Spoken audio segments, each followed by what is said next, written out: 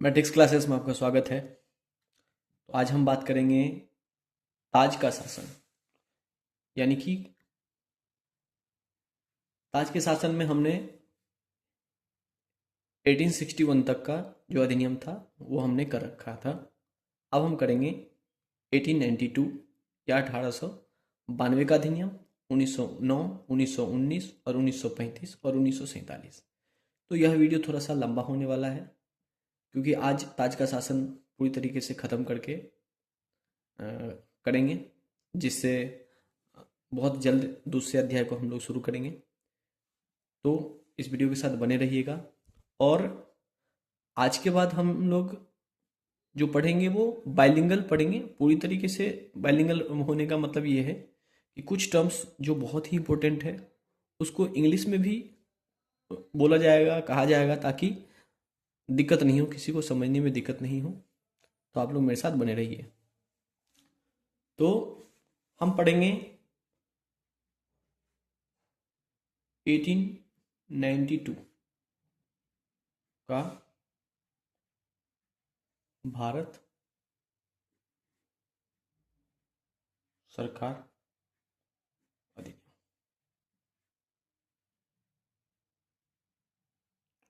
अभी तक हमने देखा 1861 के अधिनियम में हमने तीन काउंसिल को देखा, तीन परिषद को हमने देखा। एक परिषद था जो राज्य सचिव का था, जिसमें 15 सदस्य थे। और एक हमने देखा जो 1853 में जो आपका कार्यकारी और विधायी निकाय के रूप में अलग अलग हुआ था। कहने का मतलब है कार्यकारी और विधायी, कहने का मतलब है आपका एग्जीक्यूटिव और लेजिस्लेटिव। तो 1892 के भारत सरकार अधिनियम में कंपनी में कुछ खास परिवर्तन नहीं हुआ था, मगर इसके प्रशासनिक परिवर्तन हुआ था। तो उसको हम देखेंगे क्या परिवर्तन हुए थे। तो प्रशासनिक देखेंगे, प्रशासनिक परिवर्तन क्या था, परिवर्तन क्या था। तो हम लोग क्या देखे थे स्टार्टिंग में कि 1853 के चार्टर एक्ट में विधान परिषद का निर्माण हुआ था, जिसमें सदस्य संख्या 6 एक्स्ट्रा जोड़ा गया था। फिर 1861 में हमने देखा कि 6 से संख्या 12 हो गई। इसमें भी संख्या क्या होगा, 12 से बढ़ के 16 हो जाएगा। तो देखिए विधान परिषद में सदस्यों की संख्या में वृद्धि होगी। सदस्यों की संख्या में वृद्धि होगी। वृद्धि का मतलब क्या है, ये जो आपका लेजिस्लेटिव काउंसिल है इसमें जितने मेंबर थे, अभी तक हमने 12 मेंबर के आसपास पढ़ रखा है, 12 से 16 हो जाएगा। यानी कि कितनी हो जाएगी, तो 12 से 16 मेंबर हो जाएंगे, सदस्य होंगे। यहां पे ब्रैकेट में लिख लीजिए, होंगे। अब हम देखेंगे कि यदि सब मेंबर बन रहे हैं, अभी तक 16 हो गए हैं, तो किस आधार पे वहां का गवर्नमेंट चलेगा। यानी कि हम कह सकते हैं कि बहुमत सरकार, यानी कि उस सदस्य में से, उस मेंबर में से जो ज्यादा सदस्य जिनके समर्थन में होंगे, वो विधायिका का समर्थन उनको प्राप्त होगा। कहने का मतलब ये है कि बहुमत, यानी कि बहुमत सरकार सरकारी सदस्यों को रखा गया, सदस्यों को रखा गया। अब यह देखने वाली बात है कि यदि आपका सदस्य जो है वो बहुमत है, उनके पास ज्यादा मत है, तो कहीं ना कहीं कहीं ना कहीं इलेक्शन की बात हो रही होगी, क्योंकि चुनाव को प्रत्यक्ष रूप से नहीं बोला गया, ना ही स्पष्ट रूप से यह बात बोला गया कि 1892 के भारत सरकार अधिनियम में अब से चुनाव होगा, कहीं पे भी यह स्पष्ट नहीं था। तो बहुमत सरकारी सदस्यों को रखा गया, कहने का मतलब कहीं ना कहीं आपको चुनाव का झलक देखने को मिल सकता है, इलेक्शन देखने को मिल सकता है। फिर हम देखेंगे कि यदि आप चुनाव देख ले तो इसके महत्व में देख सकते हैं, इसका जो इंपॉर्टेंस है उसमें हम इस बात को रख सकते हैं। क्या देखने को मिला आपको कि इनडायरेक्ट इलेक्शन, भले आपका जो सदस्य चुना जा रहा है, ये जो संख्या बढ़ रही है, जो मेंबर बढ़ रहे हैं, वो आपको डायरेक्ट नहीं मिल रहा है, यानी कि डायरेक्ट वहां के लोगों से चुना नहीं जा रहा है। वहां के जो मेंबर है पहले से ही, जो प्रांत में बैठे हैं, जो स्टेट काउंसिल में बैठे हुए हैं, वही चुन रहे हैं। मगर कहीं ना कहीं आपको चुनने में आपको इलेक्शन नजर आ रहा होगा, क्योंकि जो मेंबर है वो आपका बहुमत बहुमत आने का मतलब है कि चलिए 16 है तो 16 में से 9, 16 में से 9 या जिसकी संख्या ज्यादा होगी। तो यहां पे अप्रत्यक्ष चुनाव, इनडायरेक्ट इलेक्शन, चुनाव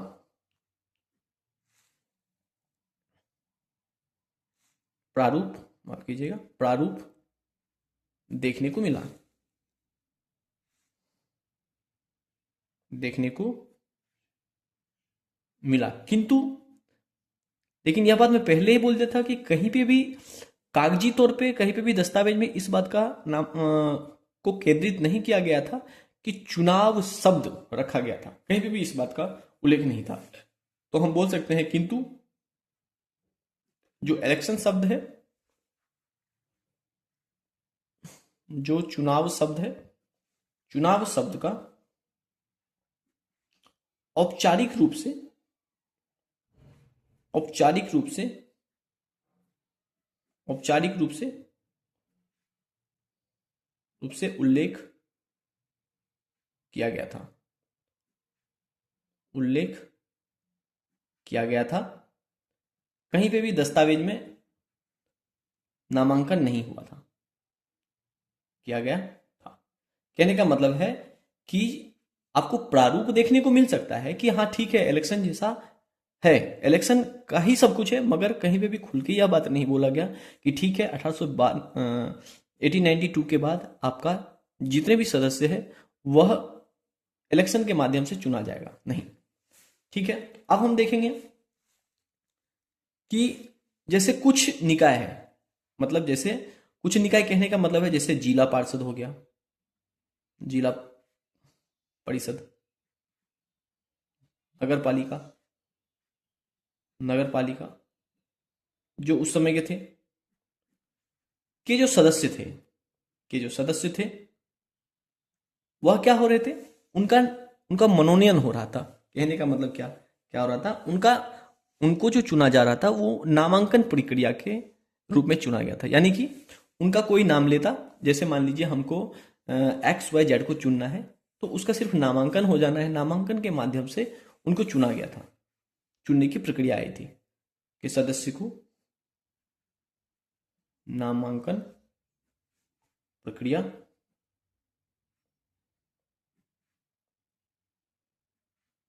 के दौरान चुना गया। कह सकते हैं कि चुनाव बार बार चुना गया, चुना गया, चुनाव आ रहा है, मगर कहीं पे भी औपचारिक रूप, सिर्फ इसका औपचारिक रूप से उल्लेख था, कहीं पे भी दस्तावेज में इसका प्रावधान नहीं किया गया था। तो 1892 के अधिनियम में सिर्फ यह देखने को मिला था। इसके अलावा और हम यहाँ पे देख सकते हैं कि एक बहुत ही महत्वपूर्ण जो उपलब्धि उस समय के हमारे जो लीडर्स थे उनको मिला था, तो वो क्या था, आम बजट पे चर्चा, आम बजट पर चर्चा करने का अधिकार मिला था, चर्चा करने का अधिकार मिला, अधिकार मिला। कहने का मतलब हम यह बोल सकते हैं कि यहाँ पे देख सकते हैं कि मेंबर्स बढ़ रहे हैं तो आपके जो रिप्रेजेंटेशन है, आपके प्रतिनिधित्व बढ़ रहे हैं, तो हम यह बोल सकते हैं कि आपके विधान परिषद में आपके जितने भी पावर है उस समय के, उसमें बढ़ोतरी होंगी, उसमें इंक्रीमेंट होगा। और इंक्रीमेंट जाके कहाँ पे रुकेगा? बजट पर चर्चा। यानी कि आप सिर्फ वहाँ पे उपस्थित थे, वहाँ के लीडर्स, जो हम लोग के लीडर्स थे उस समय के, मतलब 1892 से पहले, उस समय तक हमारे लीडर्स सिर्फ वहाँ पे बैठ सकते थे, उसमें भाग ले सकते थे, उन्हें चर्चा करने का कोई अधिकार नहीं था। तो ये सबसे बड़ी उपलब्धि थी कि आप अपने बजट पर चर्चा कर सकते थे। आपका जो बजट पास हो रहा है उस पर आप चर्चा कर सकते थे। अब हम देखेंगे आगे ही 1909 में कि वह चर्चा करने के साथ साथ प्रस्ताव भी पारित करेंगे और प्रश्न भी पूछेंगे। यह सब उपलब्धि धीरे धीरे जाके कहीं ना कहीं एक संसद की प्रक्रिया का रूप लेगी, जो हम आगे चल के पढ़ेंगे। तो अब हम देखेंगे 1909 का भारत परिषद अधिनियम।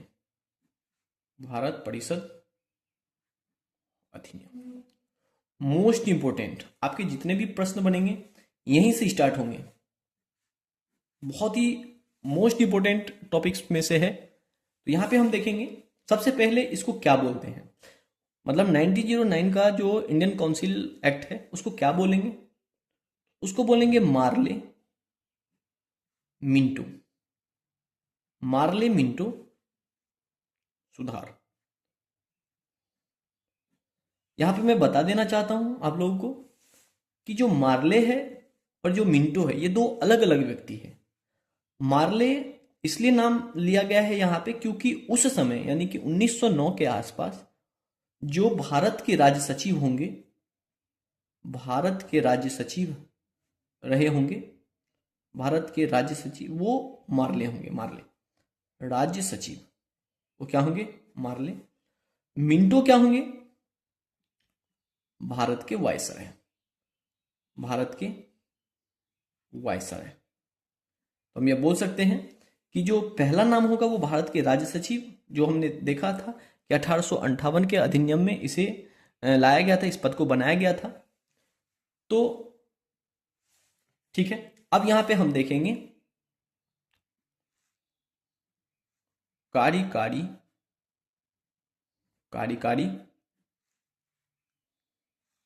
परिवर्तन।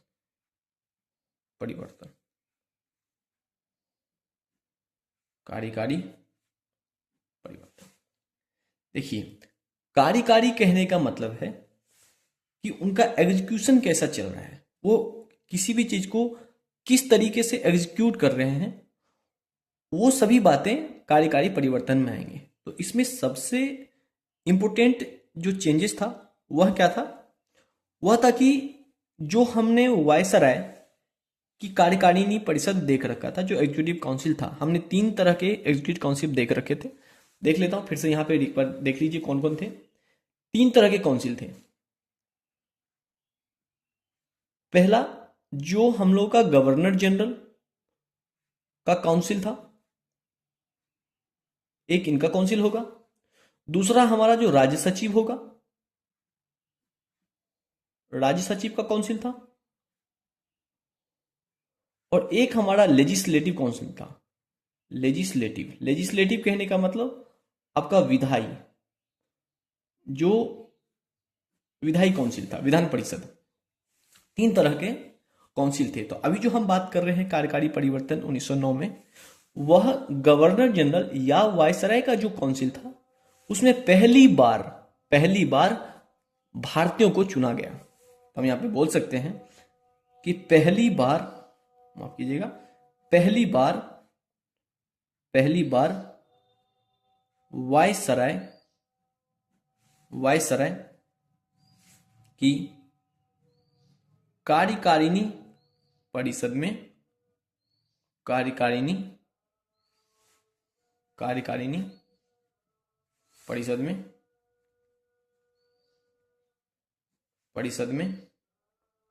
भारतीय को चुना गया। भारतीय को चुना गया।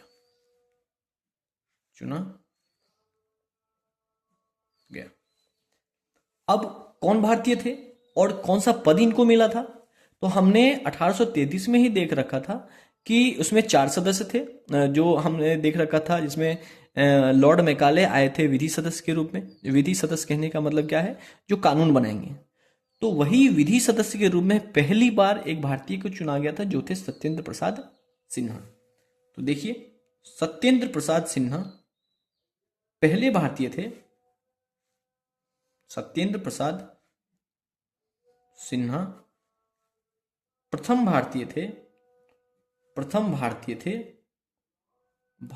थे जिन्हें वायसराय की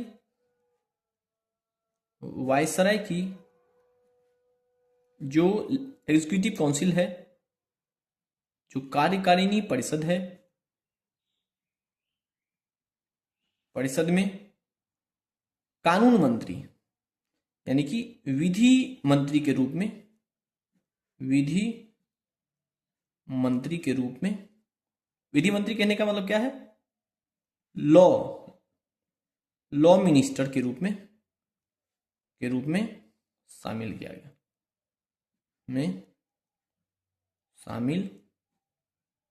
गया, ये बहुत बड़ी उपलब्धि थी, किया गया था। अब यहां पे हम देख सकते हैं कि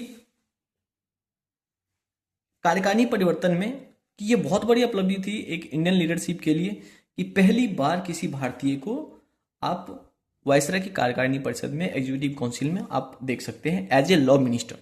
ये उस समय की सबसे बड़ी उपलब्धि थी। अब हम देखेंगे इसके विधायी परिवर्तन। विधायी परिवर्तन कहने का मतलब ये जितने भी चेंजेस होंगे किसमें होंगे? ये होंगे लेजिस्लेटिव में। आपका लेजिस्लेटिव कैसा है? लेजिस्लेटिव चेंजेस क्या होंगे? तो देखते हैं क्या होता है। तो इसमें सबसे बड़ा जो चेंज था उसमें जो आपका स्टेट विधानसभा था, जो स्टेट लेजिस्लेटिव काउंसिल था, उसमें जितने भी गैर सरकारी थे, जो ज्यादातर आपको भारतीय देखने को मिल सकते हैं, उन्हें बहुमत की अनुमति दी गई। यानी कि अब वहां पे जो प्रांतीय सरकार चल रहा था वह भी बहुमत के आधार पे चल रहा था। जो आप बोल सकते हैं कि यहाँ पे भी एक चुनाव को थोड़ा सा आगे की ओर बढ़ाया गया, क्योंकि यहाँ पे भी आपने देख रखा था कि बहुमत सरकारी सदस्यों को रखा गया। अब यहाँ पे सरकारी सदस्य को रखा गया, यानी कि गवर्नमेंट जितने भी मेंबर थे वो बहुमत के आधार पर रखा गया था। अब सरकारी सदस्य के साथ साथ जितने भी गैर सरकारी नॉन गवर्नमेंट जितने भी थे मेंबर्स, उनको भी बहुमत के आधार पे रखा गया था। तो यहाँ पे देख सकते हैं ये बहुत है, मतलब बड़ी उपलब्धि है ये भी कि प्रांतीय विधानसभा में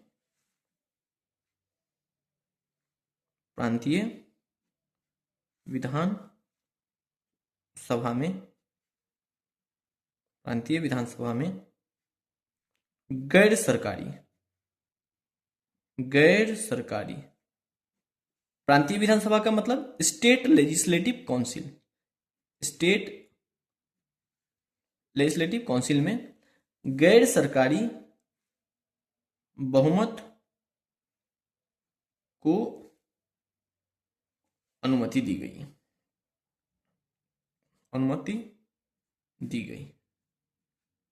यानी कि यदि आप सरकारी को अनुमति कहां मिला था? तो ये मिला था आपको 1892 में, और मतलब यहां पे गैर सरकारी को यानी कि नॉन गवर्नमेंट को बहुमत कब मिला? तो ये मिला था 1909 में। ठीक है, अब हम देखेंगे कि जो विधान परिषद है यहां पे भी आपको इसके जो मेंबर्स हैं इनके साइज में आपको बढ़ोतरी देखने को मिल सकता है। तो जहां पे हमने देखा कि 12 से 16 हो गया था, अब 16 से 60 हो जाएगा। तो फिर से देखिए, विधान परिषद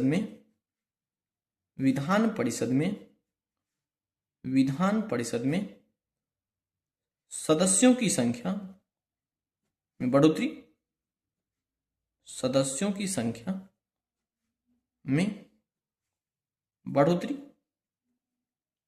क्योंकि यहां पे भी देखिए, यहां पे भी आपको बहुमत देना पड़ रहा है, यहां पे भी बहुमत देना पड़ रहा था, तो 12 से 16 गया।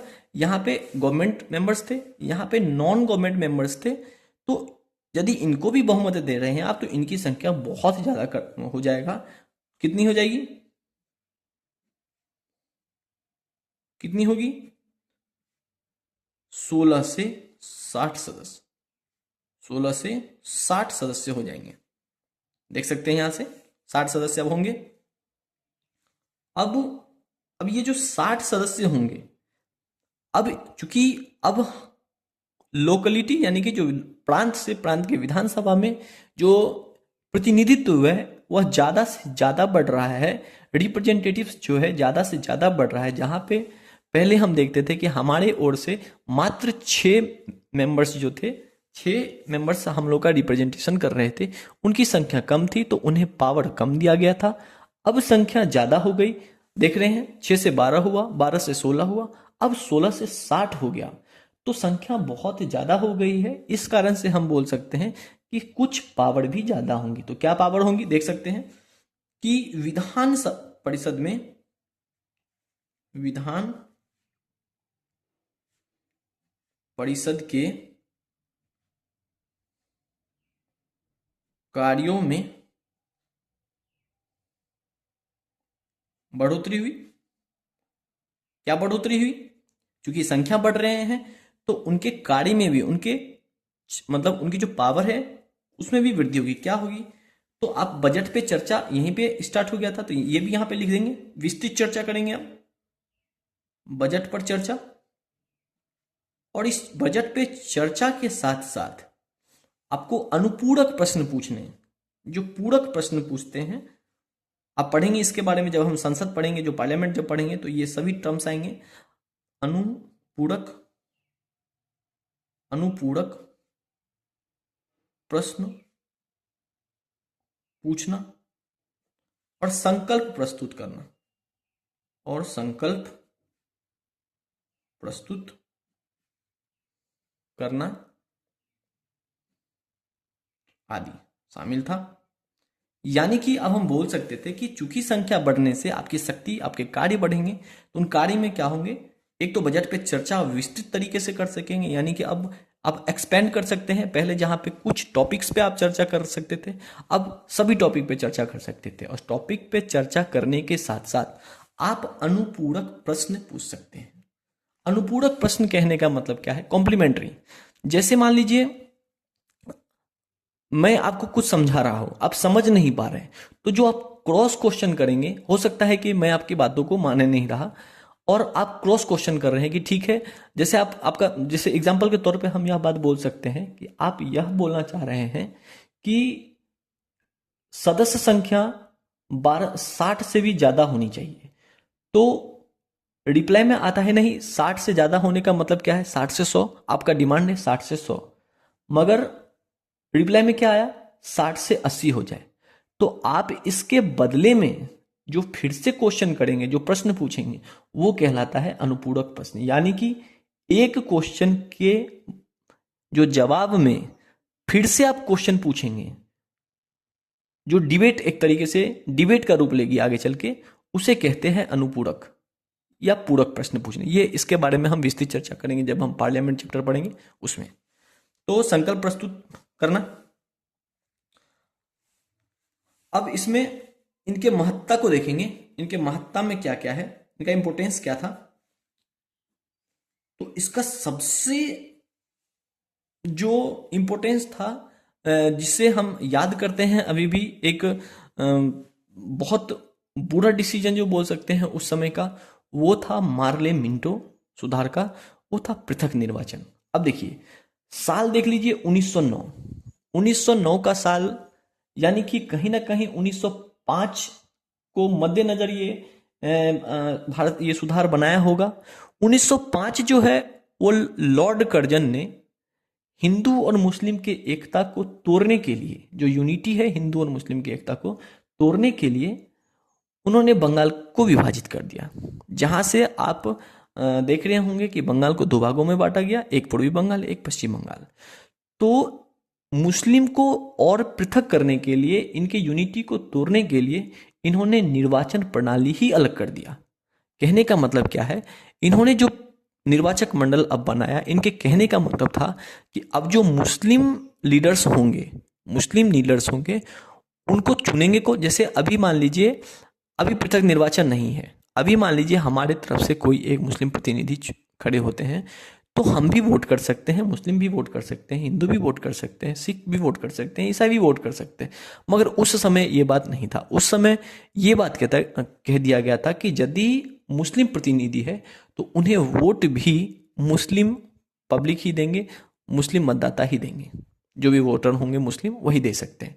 इस तरीके से आपने हिंदू से, सामान्य से, जनरल से आपने मुस्लिम को पूरी तरीके से अलग करने की तैयारी कर रखा। यही फिर एक्सपेंड होते जाएगा, हम आगे पढ़ेंगे, अभी तो पढ़ते जाएंगे। तो सबसे बुरा चीज रहा मुस्लिम पृथक निर्वाचक मंडली, पृथक निर्वाचक, यानी कि मुस्लिम को बोल सकते हैं एक पृथक निर्वाचन मंडल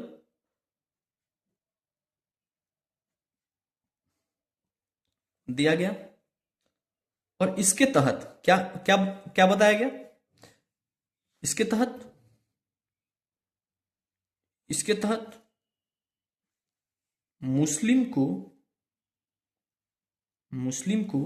यानी कि मुस्लिम प्रतिनिधि को, जो मुस्लिम प्रतिनिधि खड़ा हुआ है उस समय जो लीडर्स होंगे, मुस्लिम प्रतिनिधि को मुस्लिम मतदाता ही चुनेंगे, मुस्लिम मतदाता ही चुनेंगे। तो यहां पे ये एक बहुत बड़ा बात हो गया कि जिस तरीके से आपकी पॉपुलेशन है, मान लीजिए 20 और 80 के परसेंटेज में है, तो वो 20% जो मुस्लिम वोटर्स हैं वो अपने मुस्लिम प्रतिनिधि को ही चुनेंगे, वो 80% के लीडरशिप में नहीं जाएंगे। तो यहाँ पे एकता पूरी तरीके से तो नहीं बोल सकते, मगर धीरे धीरे खत्म यहीं से स्टार्ट होना शुरू होगा, क्योंकि बंगाल विभाजन जो लॉर्ड कर्जन ने किया था उसी को ध्यान में रखते हुए इस एकता को तोड़ने के लिए बंगाल को विभाजित किया गया था, और इसे आगे बढ़ाने का काम हमारे मार्लिमेंटो साहब किए थे। तो इसमें एक और बात क्या है, तो मतलब इसको यहीं पे खत्म करेंगे, क्योंकि ये बहुत ही अपने आप में एक बहुत बड़ी दुखद घटना मान सकते हैं एक भारत के लिए कि इन्हें इस तरीके से पृथक निर्वाचन का सामना करना पड़ा। तो 1909 का भारत परिषद अधिनियम यहीं तक था। अब हम पढ़ेंगे 1919 का भारत परिषद अधिनियम, जिसे हम मॉन्टेग्यू जेम्स भाट सुधार बोल सकते हैं। ध्यान दीजिएगा। अब हम पढ़ेंगे 1999 का शासन अधिनियम, भारत शासन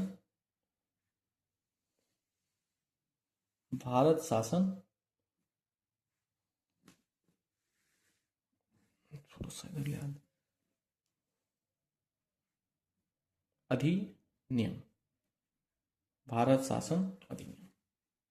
ठीक है, अब यहां पे देख सकते हैं भारत शासन अधिनियम।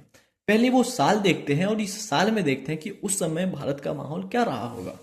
सबसे पहले ये देखेंगे कि इसे कहते हैं मॉन्टेग्यू चेम्सफोर्ड सुधार आंदोलन, चेम्सफोर्ड सुधार।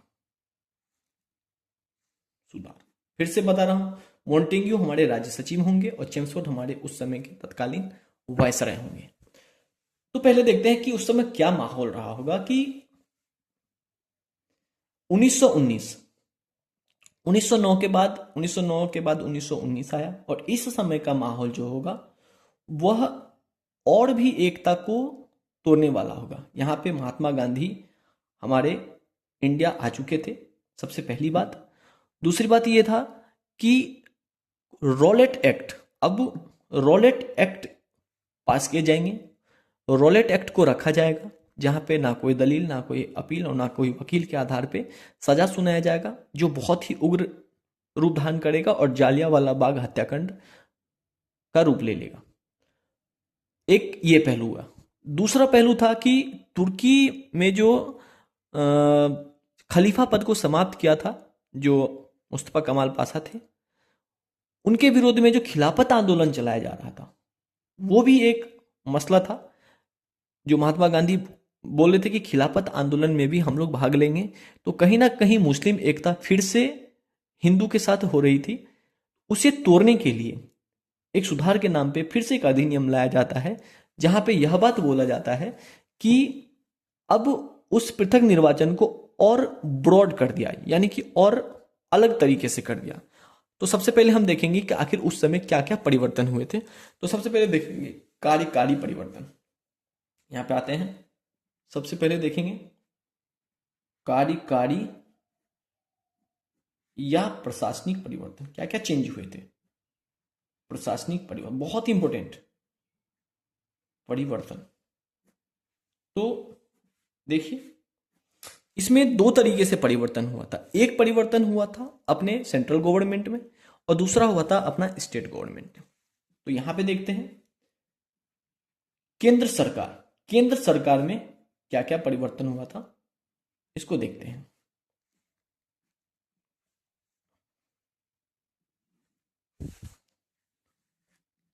ठीक है, केंद्र सरकार में क्या क्या परिवर्तन हुए थे। तो वायसराय की जो कार्यकारी परिषद है, जो एग्जीक्यूटिव काउंसिल है, उसमें से जो 6 मेंबर्स थे, 6 मेंबर, उसमें से 3 का भारतीय होना कंपलसरी कर दिया। ये बहुत बड़ी उपलब्धि थी उस समय का। तो देखिए क्या बोला मैं कि जो वायसराय की, जो पिछले 1909 में हमने देखा सत्येंद्र प्रसाद सिन्हा थे, उसी में वहां पे एक भारतीय थे। अब क्या कर दिया कि वायसराय की जो एग्जीक्यूटिव काउंसिल है, जो कार्यकारिणी परिषद है, कार्यकारिणी, कार्यकारिणी कहने का मतलब एग्जीक्यूटिव, यहां पे लिख लीजिए, लिख सकते हैं एग्जीक्यूटिव परिषद काउंसिल जो है में 6 में से 3 सदस्यों का, 3 मेंबर्स का इंडियन होना मस्ट कर दिया है। 3 सदस्यों का भारतीय होना अनिवार्य। ये था आपका केंद्र सरकार में परिवर्तन। कि आपका सेंट्रल गवर्नमेंट में क्या हुआ था, तो यह परिवर्तन हुआ था कि आपकी जो वायसराय की एग्जीक्यूटिव काउंसिल है, उसमें जो 6 सदस्य जो थे पहले से, उसमें से 3 का भारतीय होना कंपलसरी कर दिया। ठीक है, सबसे मोस्ट इंपोर्टेंट उस समय हुआ था प्रांत में, प्रांत सरकार में जो चेंज हुआ था, मोस्ट इंपोर्टेंट। मान के चलिए इससे क्वेश्चन आना तय है। इसमें द्वैध शासन लाया गया। देखते हैं द्वैध शासन हमने बहुत बार देखा है। आपने एक बार द्वैध शासन देखा होगा रॉबर्ट क्लाइव के समय में, जब दीवानी और राजस्व अधिकार को अलग अलग किया गया। फिर आपने देखा होगा द्वैध शासन जब 2 अलग अलग, यानी कि एक राजनीतिक और एक व्यापारी, यानी कि कोर्ट ऑफ डायरेक्टर्स और बोर्ड ऑफ कंट्रोल आपको देखने को मिला था। यह उसी प्रकार का द्वैध शासन है, मगर यहां पे विषयों को बांटा गया, यहां पे सब्जेक्ट बांटे गए। तो द्वैध शासन कहने का मतलब क्या है बताता हूं, कि इसमें 2 विषय लिए गए। पहला क्या था, इसमें देखते हैं सबसे पहले कि पूरे जितने भी मतलब इस प्रणाली में आएंगे, 2 शासन के प्रणाली में जितने भी विषय आएंगे, उन्हें 2 विषयों में बांटा गया, यानी कि खैर यह हम विधायी में पढ़ेंगे। इसमें देखिए इस प्रणाली में प्रमुख कौन होता था, तो गवर्नर। गवर्नर जो है, गवर्नर कार्यकारी प्रमुख था, प्रमुख होता था। बोल सकते हैं कि जो, क्यों बोल सकते हैं, क्योंकि देखिए इसमें जो विषय होंगे वह, खैर यहां पे पढ़ ही लेते हैं कि पूरे इस विषय को 2 विषयों में बांटा गया। 2 विषयों में जितने भी मामले थे उस समय प्रांत के 2 विषयों में बांटा गया। क्या विषय थे? एक था आरक्षित, ध्यान से देखिएगा, आरक्षित विषय थे, आरक्षित विषय, और दूसरा था हस्तांतरित। अब कहने का मतलब क्या है, आरक्षित विषय जो रिजर्व सब्जेक्ट थे वह उस प्रांत के लिए थे और उस प्रांत के गवर्नर को ज्यादा पावर दिया गया। तो सबसे पहले हम देखेंगे कि इस आरक्षित जो विषय है, आरक्षित सूची का जो विषय है, यहां पे लिख सकते हैं आरक्षित विषय मतलब आरक्षित सूची, और यहां पे हस्तांतरित विषय या हस्तांतरित सूची बोल सकते हैं। ठीक है, तो जो भी आरक्षित विषय है इसका प्रशासन किसके हाथ में होगा, तो यह किसके अंदर में आएगा, जिस राज्य का वह विषय है उस राज्य का गवर्नर प्लस कार्यकारी परिषद, यानी कि यह किसके अंदर में आएगा, इसका उत्तरदायी कौन होगा, तो गवर्नर जनरल, गवर्नर उस राज्य का जिस प्रांत का यह विषय है उस प्रांत का गवर्नर, और कार्यकारी परिषद यानी कि उस प्रांत का एग्जीक्यूटिव काउंसिल। ठीक है, तो चूंकि यह कार्यकारी परिषद है तो हम यह बोल सकते हैं कि यह विधानसभा के प्रति यानी कि विधान परिषद के प्रति के लिए उत्तरदायी यानी कि रिस्पॉन्सिबल नहीं होंगे, उत्तरदायी नहीं। यानी कि हम बोल सकते हैं यहां पे कि यदि आप गवर्नर जनरल, आप आरक्षित विषय की बात कर रहे हैं, आरक्षित सूची की बात कर रहे हैं, तो यह किसके अंदर आएगा, तो जिस राज्य का आरक्षित विषय है उस राज्य का आरक्षित विषय मतलब रिजर्व जितने भी है उस स्टेट के लिए जो रिजर्व रखा हुआ है वह किसके अंदर आएगा, उस राज्य के गवर्नर और एग्जीक्यूटिव काउंसिल। चूंकि यह एग्जीक्यूटिव काउंसिल है तो यह रिस्पॉन्सिबल नहीं होगा वहां के लेजिस्लेटिव को। ठीक है, यानी कि विधानसभा के लिए वह उत्तरदायी नहीं होगा, विधान परिषद के लिए वह उत्तरदायी नहीं होगा। ठीक है, तो मान लीजिए कि यह कोई भी विषय, कोई भी फैसला इस आरक्षित विषय पर लेता है।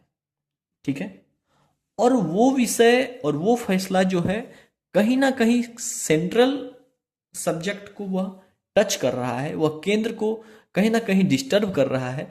मान लीजिए कुछ इस तरीके से मैं आपको समझाना चाह रहा हूं कि उस समय केंद्र में एक प्रयोजन है, एग्जाम्पल के तौर पे लेते हैं कि उस समय प्रयोजन है कि आपको मान लीजिए हेलमेट लगा के आपको ट्रेवल करना है, यह एक केंद्र का विषय है सुरक्षा, और आपको ये बोला गया है कि ठीक है हेलमेट मतलब ये ट्रेवल से नहीं लेंगे, हम लेते हैं डिफेंस में, कि सुरक्षा व्यवस्था को देखते हुए यह बात कहा गया है कि जितने भी पब्लिक है, जितने भी नागरिक हैं, उन्हें अपना हथियार रखने की अनुमति नहीं है। यह बात सेंटर बोल दिया है, केंद्र से बात बोला गया है, किंतु राज्य चाहती है कि उसके मेंबर्स, उसके जो सिटीजन्स है, उनके जो नागरिक हैं, उनके पास गन रहे।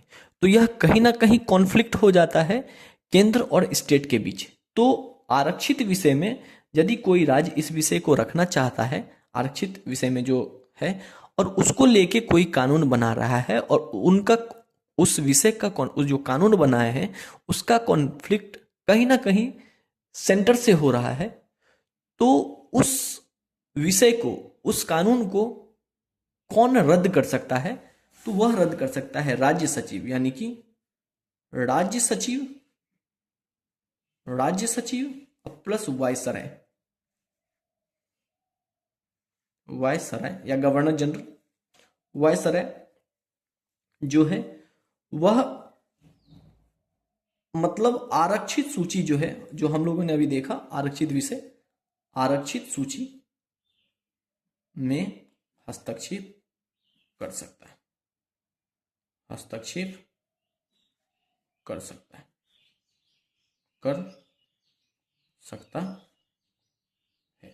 यानी कि यदि कोई भी मामला कॉन्फ्लिक्ट का हो रहा है तो उस पे सेंटर हावी हो जाएगा, कहने का मतलब यही है। अब बात करते हैं हस्तांतरित विषय में, तो इसमें कौन आएगा? तो देखिए उस राज्य का गवर्नर तो रहेगा ही रहेगा, साथ में विधान परिषद हो जाएगा। साथ में कौन रहेगा? विधान परिषद। चूंकि विधान परिषद है तो विधान परिषद के प्रति उत्तरदायी होगा ही होगा, तो यह विधान परिषद के मंत्री होंगे, विधानसभा के परिषद के मंत्री होंगे। तो चूंकि विधान परिषद के हैं तो ये विधान परिषद के प्रति उत्तरदायी होंगे। तो फिर भी यहां पे लिख लीजिए कि यह विधान परिषद के प्रति उत्तरदायी होंगे, उत्तरदायी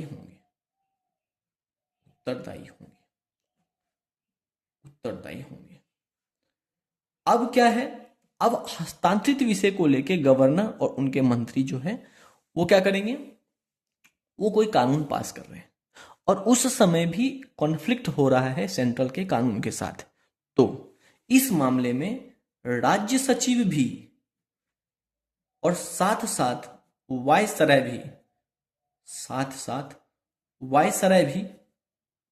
भी इस विषय में, यानी कि हस्तांतरित विषय में, हस्तांतरित सूची में हस्तक्षेप नहीं कर सकते, सूची में हस्तक्षेप नहीं कर सकते।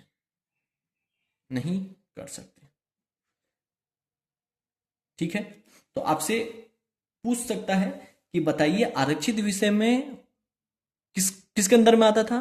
तो गवर्नर और कार्यकारी परिषद के अंतर में, और कार्यकारी परिषद कभी भी विधानसभा के लिए उत्तरदायी नहीं होता था। वहीं पे आपका हस्तांतरित विषय जो है यह बोल सकता है कि गवर्नर और विधान परिषद के मंत्री यानी कि विधानसभा के प्रति उत्तरदायी होंगे। फिर यह पूछ सकता है कि आरक्षित विषय को क्या कभी कॉन्फ्लिक्ट के मामले में, कभी मान लीजिए कोई विवाद हो गया तो उस मामले में कौन रद्द कर सकता है, कौन हस्तक्षेप करके उसको चेंज करने का शक्ति रखता है, पावर रखता है? तो वह थे राज्य सचिव और साथ साथ वायसराय। अब देखेंगे हस्तांतरित विषय में क्या कोई इस तरीके से कर सकता है? तो बिल्कुल नहीं, ना ही राज्य सचिव और ना ही वायसराय इसमें हस्तक्षेप कर सकता है। ठीक है, मतलब हस्तक्षेप नहीं कर सकते, यहां पे लिख लीजिए हस्तक्षेप नहीं कर सकते। हस्तक्षेप मतलब इंटरफेयर करना। अब हम पढ़ेंगे कि विधायी परिवर्तन क्या क्या हुआ था, यहां पे देख सकते हैं।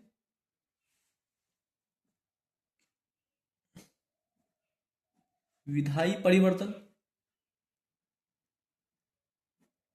क्या क्या हुआ था, यानी कि लेजिस्लेटिव चेंजेस क्या क्या होते?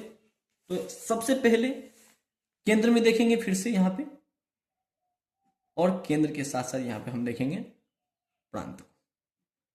ठीक है, तो केंद्र में क्या देखेंगे? तो केंद्र में द्विसदनीय व्यवस्था, द्विसदन, बहुत इंपॉर्टेंट क्वेश्चन है, द्विसदन व्यवस्था। द्विसदन व्यवस्था को प्रस्तुत किया गया,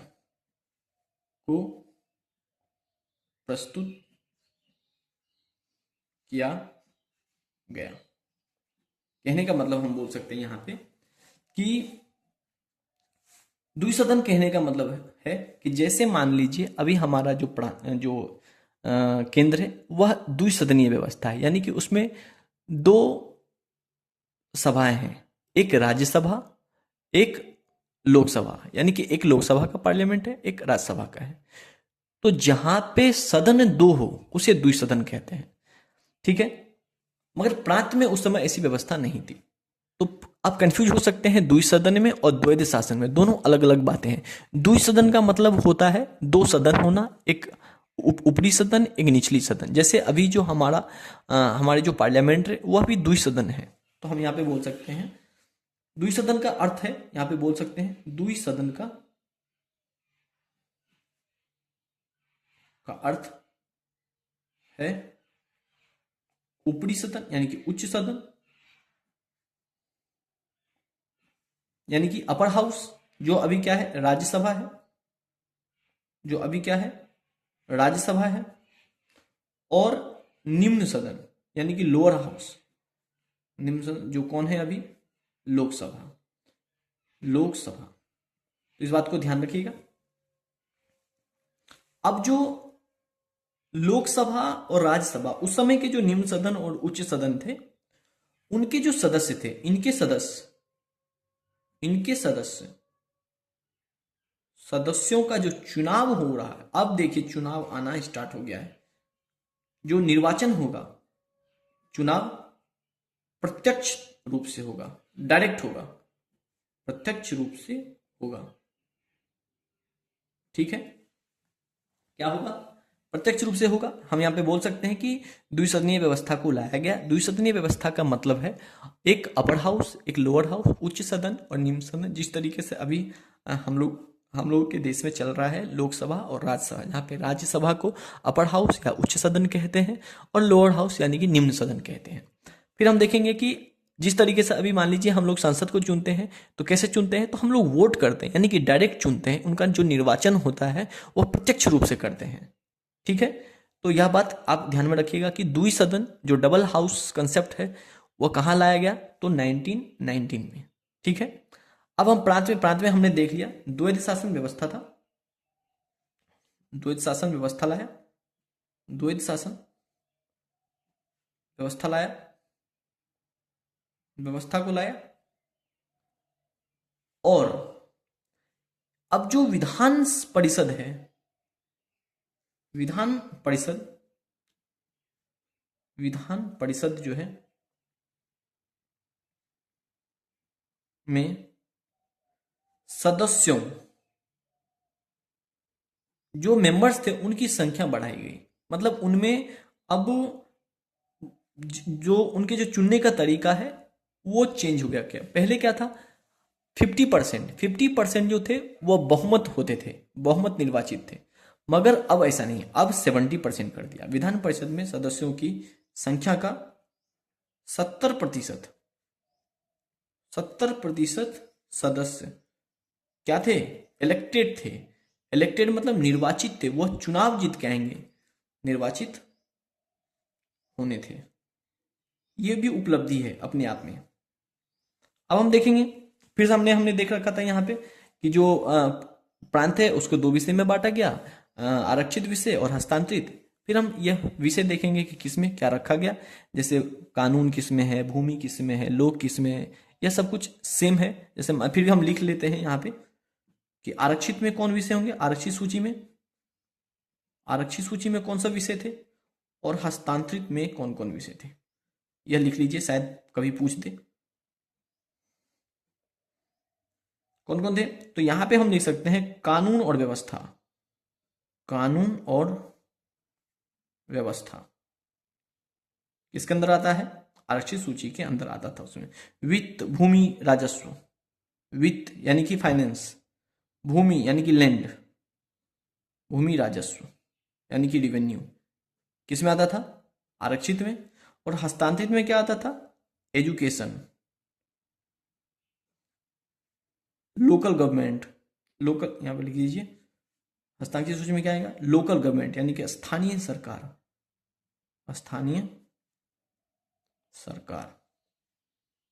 ठीक है, अब और देखिए हेल्थ, अब और देखिए यहां पे इंडस्ट्रीज, ये किस में होंगे, आपके हस्तांतरित सूची में। उसके बाद धार्मिक मामले, या धार्मिक मामले यानी कि जितने भी रिलीजियस से रिलेटेड होंगे आपके धार्मिक मामले आदि। ठीक है, यहां पे हम बोल सकते हैं। तो इस तरीके के सभी बहुत सारे इंपॉर्टेंट चेंजेस आपको 1919 में देखने को मिल सकते हैं। तो यह बहुत ही ज़्यादा इंपॉर्टेंट टॉपिक है अपने आप में।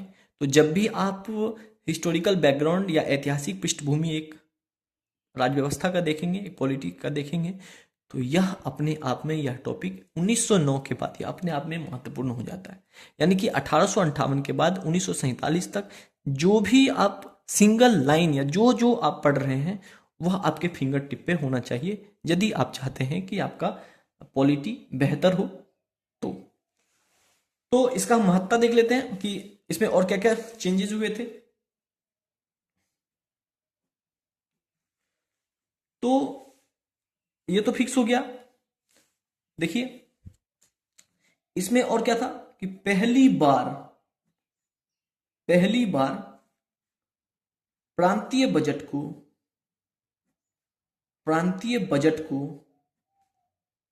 को केंद्रीय बजट से अलग किया गया। केंद्रीय बजट से अलग किया गया। यह किया गया था 1925 में। 1925 में यहां पे ध्यान दीजिएगा कि पहली बार प्रांतीय बजट को, यानी कि जो स्टेट का बजट है अपना, उसे सेंट्रल के बजट से अलग किया गया था, ताकि यह पता चल सके कि एक स्टेट को, एक प्रांत को, एक प्रेसिडेंसी को आगे ले जाने के लिए हम कितना पैसा खर्च कर पा रहे हैं और उससे कितना पैसा आ रहा है। यही आपका बजट कहलाता है कि किसी भी जगह का बजट का मतलब होता है कि उस जगह से कितना रेवेन्यू आपको प्राप्त होता है और उस जगह को डेवलप करने के लिए, उस जगह को आगे ले जाने के लिए आपने उस पर कितना एक्सपेंडिचर या खर्च किया है। तो पहली बार 1925 में हुआ था। एक वर्थ कमेटी था शायद, उसके अनुशंसा पे ये अलग किया गया था। और पहली बार यह हम बोल सकते हैं, पहली बार नहीं बोल सकते क्योंकि इससे पहले ही पृथक निर्वाचन हो गया था। अब उस पृथक निर्वाचन को ब्रॉड कर दिया। कहने का मतलब क्या कर दिया कि पृथक निर्वाचन जो था, पृथक निर्वाचक मंडल को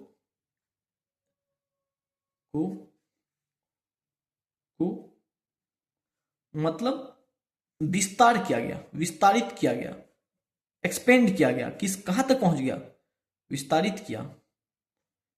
जहां हिंदू और मुस्लिम तक यह बात थी, अब कहां तक पहुंच गई? सिख, ईसाई और बाकी जो यूरोपीय और एंग्लो इंडियन थे, कहां तक पहुंच गए? सिख के पास। यानी कि अब सिख के लिए भी अलग से प्रतिनिधित्व होंगे, ईसाई के लिए भी अलग से होंगे, जो एंग्लो इंडियन होंगे उनके लिए भी अलग से आपके प्रतिनिधित्व दिए जाएंगे। तो कहने का मतलब क्या है, अब जो अंग्रेज की अनुशंसा थे, अंग्रेज जो चाहते थे वह यह चाहते थे कि यह तीनों, जहां पे मुस्लिम को उसने पहले ही अलग कर दिया था 1909 में, अब सिख, ईसाई और एंग्लो इंडियन को भी वह अलग करना चाहता था ताकि एकता कम हो। इसमें एक और महत्वपूर्ण बात क्या हुई थी? तो लंदन में हाई कमीशन, लंदन में उच्चायुक्त,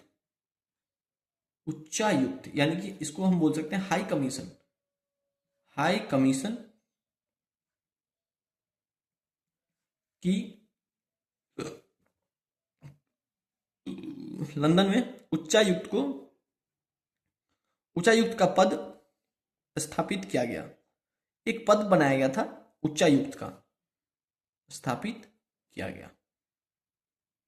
ठीक है, याद रखिएगा, ये भी बहुत इंपॉर्टेंट है। और एक महत्वपूर्ण जो इसमें बिंदु है वह देखने को आपको मिलेगा, वो है आपका संघ लोक सेवा, यानी कि लोक सेवा आयोग। ध्यान दीजिएगा, संघ नहीं बोल रहे, लोक सेवा आयोग। लोक सेवा आयोग आपको यहां पे देखने को मिल सकता है। लोक सेवा आयोग की स्थापना 1926 में, मोस्ट इंपोर्टेंट।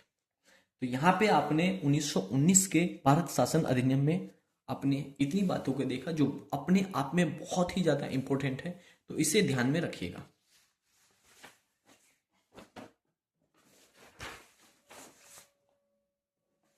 अब हम देखेंगे 1935 का चार्टर। आज इसको खत्म करना है। थोड़ा लंबा होने से भी आप लोग बने रहिएगा। जब भी आप इसको देखेंगे तो अच्छे से देखिएगा ताकि आपका कंसेप्ट बढ़िया से बिल्ड हो। तो अब हम देखेंगे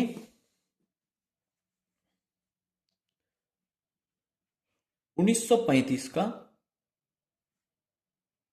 भारत सरकार भारत शासन अधिनियम।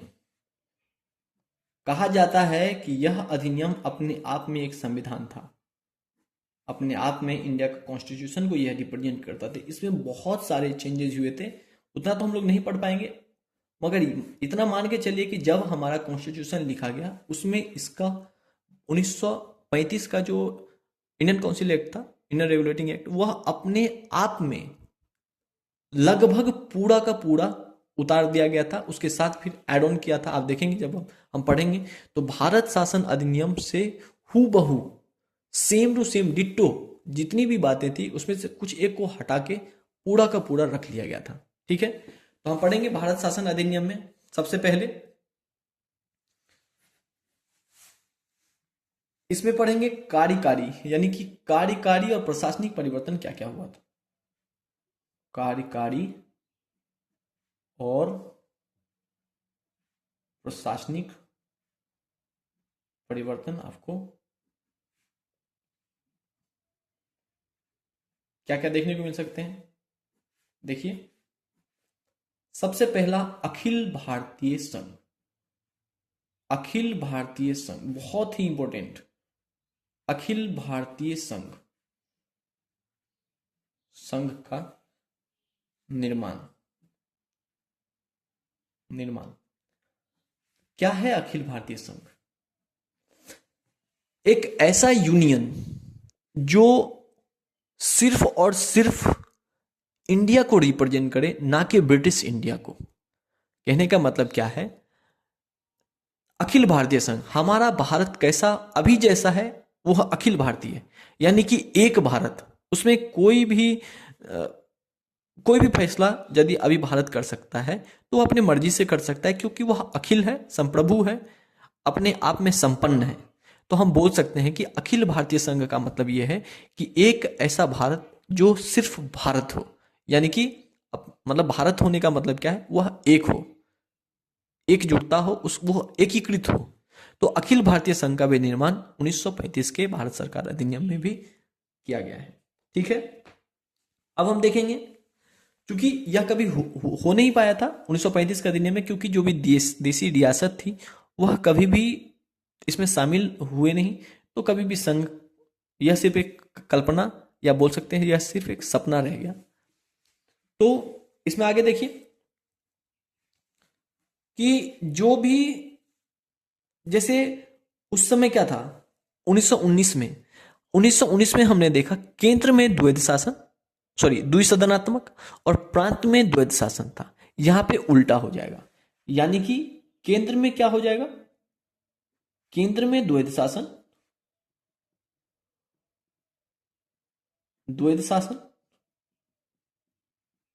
तथा प्रांतों में द्विसदनात्मक, प्रांतों में द्विसदनात्मक व्यवस्था लाया गया, व्यवस्था लाया गया। या बोल सकता हूं कि द्वैध शासन हमने पहले भी देख रखा था कि विषयों को दो भागों में बांटना, 2 या 3 भागों में बांटना, यानी कि विषयों को बांटना द्वैध शासन कहलाता है। और द्विसदनात्मक का मतलब होता है 2 सदन, यानी कि 2 हाउस में बांटना, एक ऊपरी अपर हाउस, एक लोअर हाउस, ऊपरी सदन और निम्न सदन। ठीक है, अब हम देखेंगे कि जो गवर्नर जो प्रांतीय विधायिका के लिए उत्तरदायी था, मतलब कहने का मतलब क्या है कि जो भी प्रांत के जो लेजिस्लेटिव थे, जो विधायिका थे, वह पूरी तरीके से गवर्नर के फैसले पर निर्भर रहती थी। अब ऐसा नहीं था, अब गवर्नर जो भी फैसला लेगी प्रांतीय विधायकों पे मतलब विधायिका के लिए, वह हमेशा मंत्री के सलाह पे लिए जाएंगे। यहां पे बोल सकता हूं मैं ये बात, गवर्नर प्रांतीय प्रांतीय विधायिका, प्रांतीय विधायिका, चूंकि वहां पे गवर्नर जनरल आपने देखा होगा आरक्षित विषय और हस्तांतरित विषय जो है उसमें फैसला कौन लेता था, गवर्नर, और कार्यकारी और मंत्री लेते थे। अब पूरी तरीके से वह मंत्री परिषद के पास चला गया, यानी कि अब मंत्री के सलाह पे गवर्नर फैसला लेंगे। ठीक है, तो गवर्नर प्रांतीय विधायिका के मंत्री के सलाह पे के लिए उत्तरदायी, कहने का मतलब बोल सकते हैं प्रांतीय विधायिका के मंत्री के सलाह पर, के मंत्री के सलाह पर, एडवाइस पे वह कार्य करेंगे। ठीक है, 1935 का बात चल रहा है। अब हम इसी में देखेंगे कि ठीक है, हमने देख लिया केंद्र में द्वैध शासन खत्म हो गया। ठीक है, यहां तक। अब हम देखेंगे विधायी परिवर्तन। विधायी परिवर्तन, जो लेजिस्लेटिव क्या क्या चेंजेस हुए थे उसमें देख सकते हैं कि जो केंद्र में द्वैध शासन को लाया गया था, द्वैध शासन को लाया गया। ठीक है, लाया गया।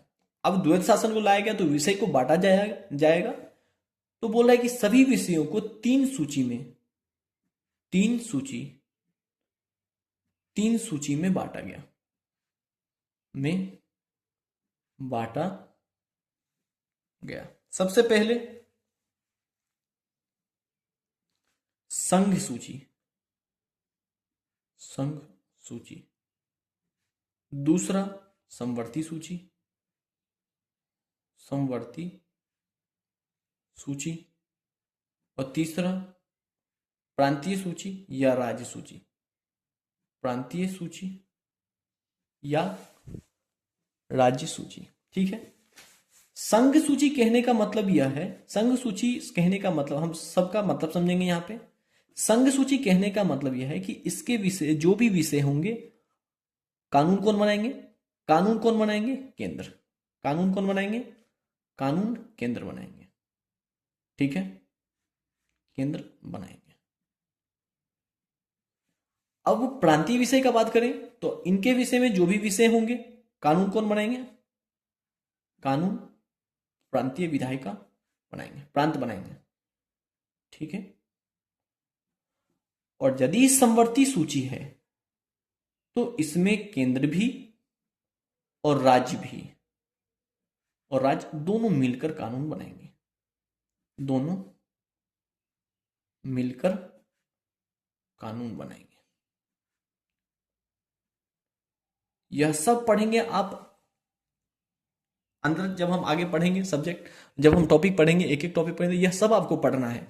तो संघ सूची उस विषय को, मतलब संघ सूची किसे कहते हैं, जिस विषय पर कानून कौन बनाएंगे, केंद्र, उसे संघ सूची बोलेंगे। जिस विषय में कानून प्रांत बनाएंगे उसे प्रांतीय सूची में डाला गया था, और जिसमें दोनों मिलकर बनाएंगे उसे समवर्ती सूची कहा गया है। कहने का मतलब क्या है, हाँ एक बात और यदि कभी कॉन्फ्लिक्ट हो गया कि मान लीजिए कानून प्रांत कोई कानून बना रहा है, वह कॉन्फ्लिक्ट कर रहा है अपने संघ कानून, जो संघ सूची से, तो उस विषय में, उस कंडीशन में संघ सूची हमेशा हावी रहेगा समवर्ती और प्रांतीय सूची में। यह ध्यान दीजिएगा, बहुत इंपॉर्टेंट चीज है। अब हम देखेंगे, चूंकि प्रांत में द्विसदनात्मक व्यवस्था था, तो उस समय 11 प्रांतों में से, उस समय 11 प्रांत थे, प्रांतों में से 6 प्रांत द्विसदनात्मक था, द्विसदनात्मक मतलब, फिर से मैं बता रहा हूं, द्विसदनात्मक मतलब अपर हाउस और लोअर हाउस, यानी कि उच्च सदन और निम्न सदन में बढ़ना। ठीक है, अभी भी शायद 6 स्टेट में ही द्विसदनात्मक है। और प्रांतीय स्वायत्तता दी गई। स्वायत्तता मतलब फ्रीडम, कि वह प्रांत अपना फैसला, अपनी विधायी पावर, अपनी कार्यकारी पावर खुद कर सकते हैं। यानी कि अब जितने भी कार्यकारी शक्ति थी, जो विधायी शक्ति थी, वह प्रांत के हवाले कर दिया गया, प्रांतीय स्वायत्ता दी गई। ठीक है, बहुत इंपॉर्टेंट यह है। प्रांतीय स्वायत्ता का मतलब क्या है? वह अपने सभी विधायी कार्यक्रम जो होंगे वह स्वयं करेंगे। अब इसमें कुछ अन्य परिवर्तन है जो महत्ता में देखेंगे। क्या है इंपॉर्टेंस? तो सबसे पहले इसमें यह देखेंगे कि पृथक निर्वाचन को 1909 में हमने देखा मुस्लिम तक था, मुस्लिम समुदाय तक था।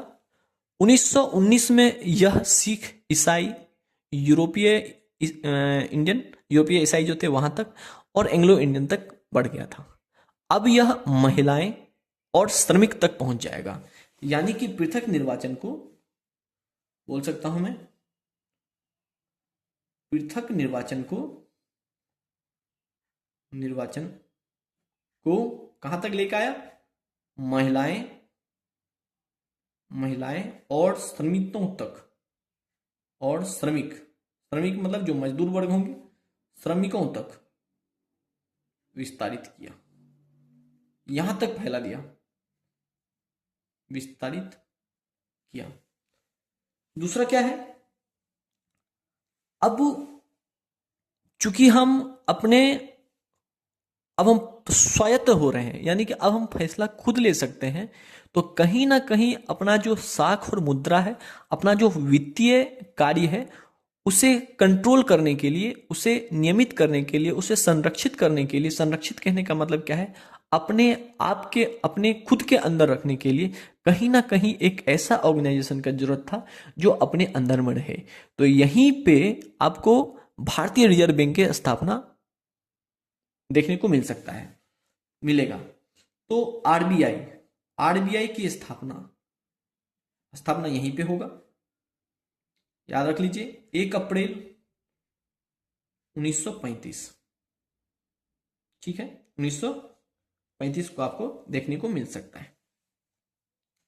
अब हम देखेंगे कि स्वायत्ता होने से आपने साख, यानी कि आपने फाइनेंस को कंट्रोल कर लिया, आपने फाइनेंस के लिए एक अपने ऑर्गेनाइजेशन बनाया।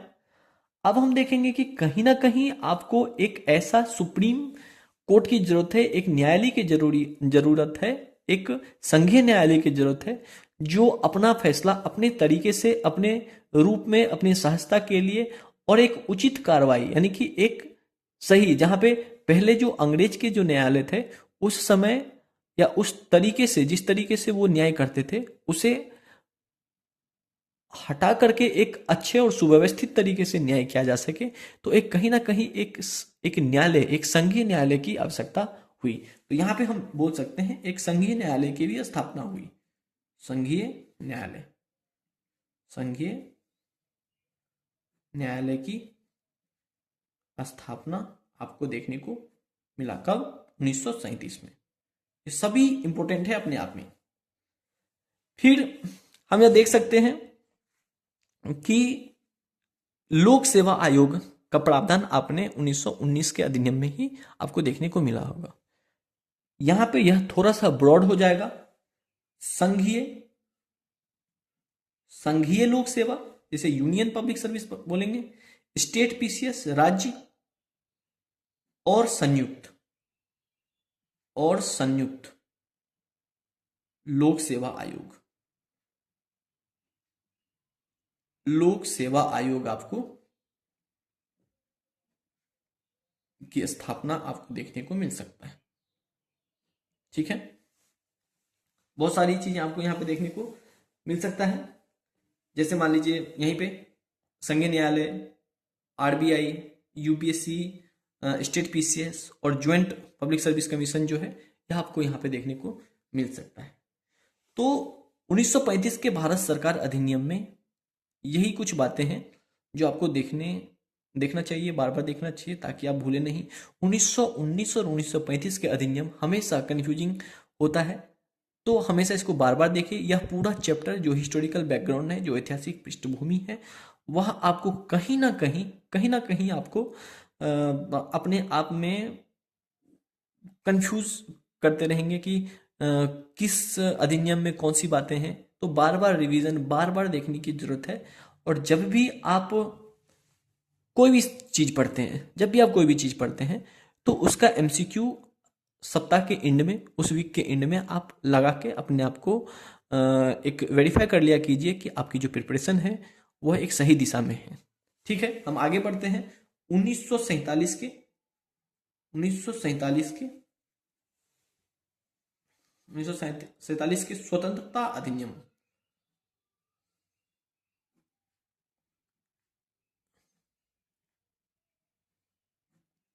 1947 के स्वतंत्रता अधिनियम, इसमें इसके बैकग्राउंड देखेंगे कि आखिर यह किस तरीके से आया था। तो इसकी कहानी की शुरुआत होती है जब हम संविधान सभा पढ़ेंगे। आगे अगला चैप्टर वही है, मेकिंग ऑफ कॉन्स्टिट्यूशन, उसमें हम पढ़ेंगे अच्छे से। तो उससे पहले हम एक ओवरव्यू देख लेते हैं कि 1934 में कुछ बातें हुई थी, जहाँ पे यह प्रस्ताव एम.एन. रॉय के द्वारा दिया गया था कि आपका एक संविधान सभा होना चाहिए। फिर 1935 में इसे औपचारिक रूप से भारतीय राष्ट्रीय कांग्रेस में चुना गया। फिर 1940, हम बात करेंगे 1942 के क्रिप्स प्रस्ताव। जब हमारे क्रिप्स प्रस्ताव, जो क्रिप्स मिशन भारत आए थे, उस समय कहीं ना कहीं इसे स्वतंत्र करने की बात कही गई थी और जिसके लिए एक संविधान सभा का निर्माण होना था। किंतु मुस्लिम लीग, जिसकी स्थापना 1906 में हुई थी, उनके विरोध पे और एक दो राष्ट्र, यानी कि दो अलग अलग राष्ट्र की मांग के कारण क्रिप्स मिशन फेल हो गया, जिसके कारण वो वापस चल गए और हमारे जो संविधान निर्माण की जो प्रक्रिया थी वो वहीं पर रुक गई। उसके 4 साल बाद 1946 में हमारे कैबिनेट मिशन भारत आए थे, जो यह मनसे से वो आए थे कि भारत को दो राष्ट्र में बांटना है, हिंदुस्तान और पाकिस्तान, यानी कि एक हिंदू राष्ट्र, एक मुस्लिम राष्ट्र, दो अलग अलग स्वतंत्र राष्ट्र बनाना है। दोनों राष्ट्र को स्वयं प्रभु बनाना है, दोनों राष्ट्र अपने फैसले स्वयं कर सकते हैं और दोनों राष्ट्र अपने संविधान सभा का निर्माण स्वयं कर सकते हैं। इस बात को देखते हुए जो स्वतंत्रता अधिनियम लाया गया था। तो यहाँ पे सिर्फ इतना हम बोल सकते हैं कि दो अलग अलग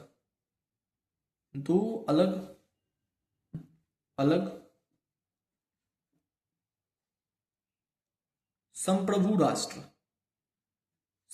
राष्ट्र का निर्माण होना था, जो अपना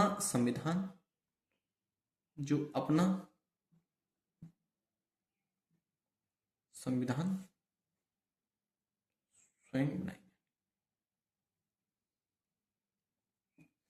तो यहां पे जो आपका चैप्टर है, ऐतिहासिक बैकग्राउंड जो है, जो खत्म होता है, पृष्ठभूमि खत्म होता है कि किस तरीके से आपका संविधान खत्म होता है।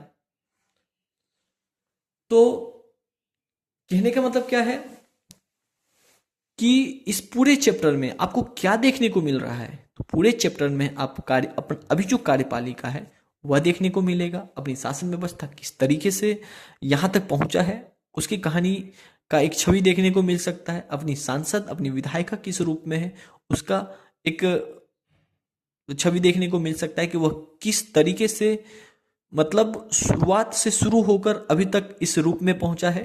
तो यह सभी बातें इस चैप्टर में आपको देखने को मिला। तो इसे बार बार रिवाइज करते रहिए, जिससे आपकी तैयारी और सुदृढ़ हो और मेरे साथ बने रहिए। धन्यवाद।